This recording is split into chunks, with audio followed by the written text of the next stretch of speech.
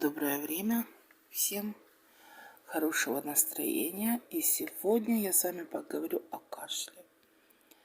Пришла осень, и простудные заболевания здесь как здесь. Один из них кашель. Почему при простуде и различных заболеваниях мы кашляем? Кашель – это защитная реакция организма на микробы, мокроту, слизь. Ведь от этого всего надо избавляться.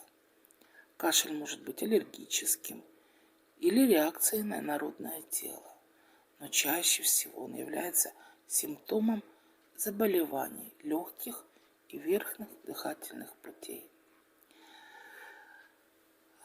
По поводу лечения, разумеется, следует обратиться к врачу. Однако есть еще и рецепты народной медицины, и многие люди не понаслышке знают, насколько они эффективны. Поэтому сегодня я хочу вам предложить один рецепт, которым очень часто пользуюсь. Хороший рецепт. Мне нравится, что он вкусный рецепт. Поэтому таким рецептом можно лечить и деток. Соответственно, если нет никакой аллергии на каких-либо составляющих из этого рецепта. Мне помогает вылечить кашель смесь фундука с медом, стакан орехов, смолоть и смешать с медом. Меда полстакана, то есть на стакан орехов полстакана меда.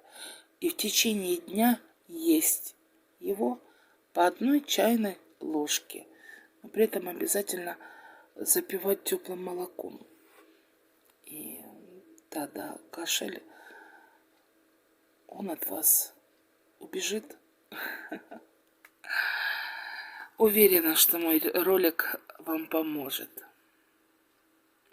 Список ингредиентов я написала под роликом. На этом буду говорить вам до свидания. Не забываем подписываться на мой канал и жмем лайк. Всегда ваша Алевтина. И до новых приятных встреч.